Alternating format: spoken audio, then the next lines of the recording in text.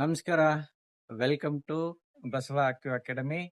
ನಾನು ರಾಜಶೇಖರ್ ಹರ್ಷ ದಿಕ್ಸೂಚಿ ಹೋಲಿಸ್ಟಿಕ್ಸ್ ಇಂದ ನಿಮ್ಮೆಲ್ಲರಿಗೂ ನಾನು ಕ್ರಿಸ್ಟಲ್ ಹೀಲಿಂಗ್ ಮೆಡಿಟೇಷನ್ ಹೇಳ್ಕೊಡಕ್ ಬಂದಿದ್ದೀನಿ.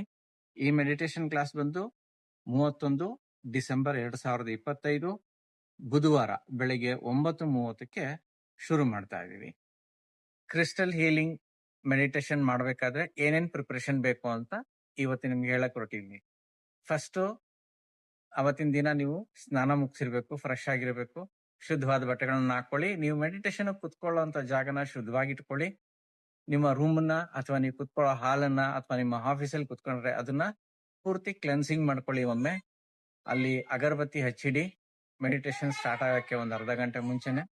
ಮತ್ತೆ ಆ ಘಾಟು ಆತರ ಏನೋ ಇತ್ತು ಅಂದ್ರೆ ಕಿಟಕಿ ಬಾಗ್ಲೆಲ್ಲ ಓಪನ್ ಮಾಡ್ಬಿಟ್ಟು ರೀಫ್ರೆಶ್ ಆಗಿ ಇಟ್ಕೊಳ್ಳಿ ಆ ಜಾಗನ.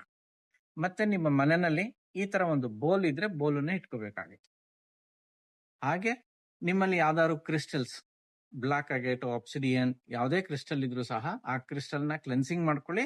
ಮತ್ತೆ ಮೆಡಿಟೇಷನ್ ಮಾಡ್ಬೇಕಾದ್ರೆ ನಿಮ್ ಜೊತೆ ಇಟ್ಕೊಳ್ಳಿ. ಎಲ್ರು ಜಾಯಿನ್ ಆಗಿ ಈ ಅವಕಾಶವನ್ನ ಉಪಯೋಗ ಮಾಡ್ಕೊಳ್ಳಿ. ಧನ್ಯವಾದ.